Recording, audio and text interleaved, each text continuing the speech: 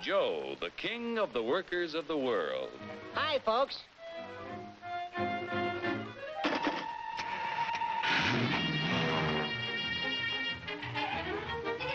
Joe's the king because he can buy more with his wages than any other worker on the globe.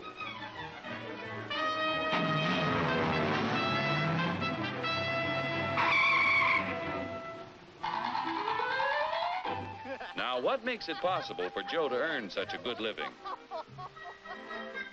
He's no smarter than workers in other countries. Are you kidding? He's no stronger than workers in other lands. Oh, yeah? Well, just watch me.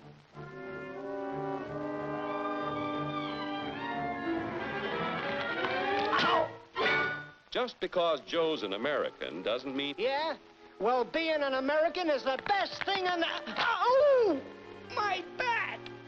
Sure, being an American is great, but how could you be superior to any foreigner when you or your folks might be any one of a dozen different races or religions? So, if you're no Superman, it must be the American way of doing things that makes you the luckiest guy in the world. I don't think I'm so lucky. You don't? Well, let me show you. Hey, what's that gadget? Television? No, it's a time machine. Just pull that lever. You'll see how people worked 100 years ago. Hey, this I like. Oh, that's too far back. Try again. We want to stop at 1850. Who's the character? That's your grandfather, Joe. Oh. He had to work 69 hours a week to earn a living because he had only inexpensive hand tools and his own strength to help him make things. Your grandfather was a powerful man, yet his strength equaled only 1/10 of a horsepower. You have hundreds of horsepower in this costly giant of a machine to multiply your strength and efficiency 1,000 times. This makes it possible for you to earn more than any worker in history.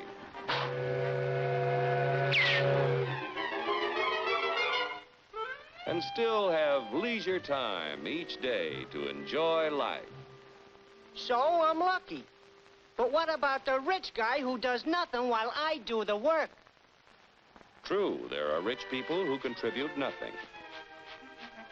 And there are poor people who contribute the same. But most of the invested capital that buys the tools you use comes from your fellow Americans. 40 million of us have money in the banks. 70 million of us own insurance policies.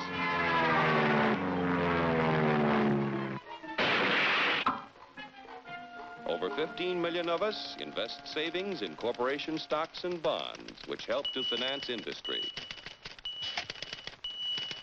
Each year, the people of America invest billions of dollars to create new plants and equipment. This invested capital buys the tools which make a man's labor worth more because he produces more.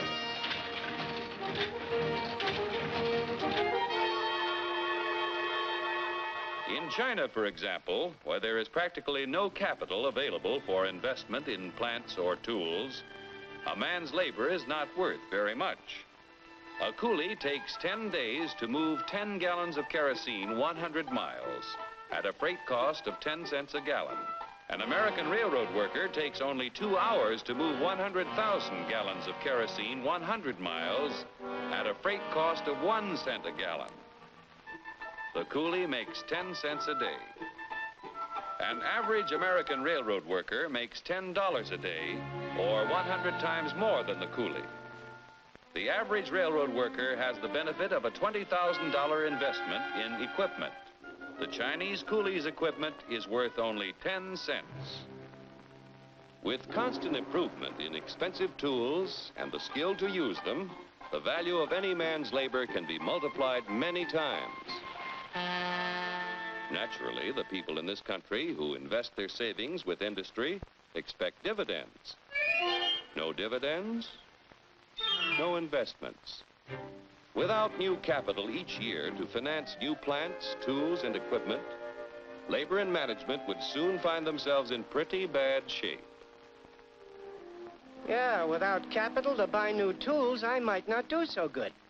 But look what a new invention did to my grandpa. For 25 years, he knocks his brains out in the wagon works. Then along comes the gas buggy. Need I tell you what happened to Grandpop?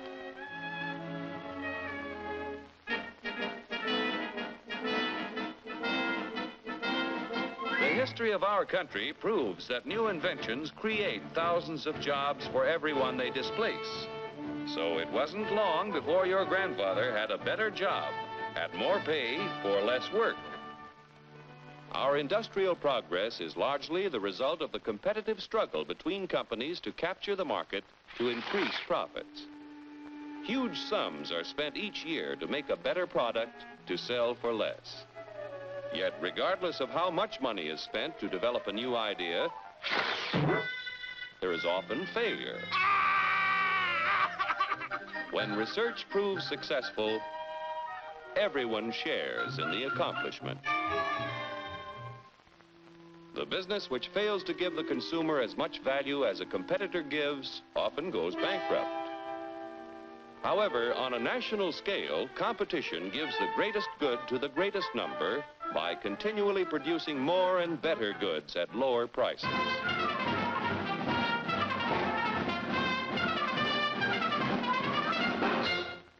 The American way of doing things makes it possible for more people to own their own homes. We're only 7% of the world's population, but we have 50% of the radios.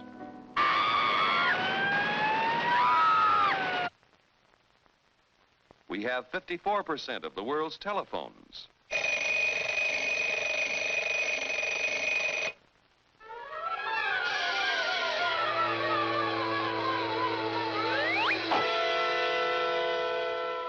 Americans own practically all the refrigerators in existence to give them plenty of ice quickly and easily.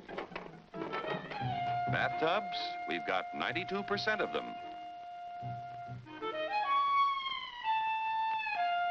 Most of us have the leisure time to enjoy the peace and quiet of the beautiful countryside as we drive about in 72% of the world's automobiles. I told you to turn at the last corner. If you don't eat it, you eat it. I don't like it. I want a candy bar.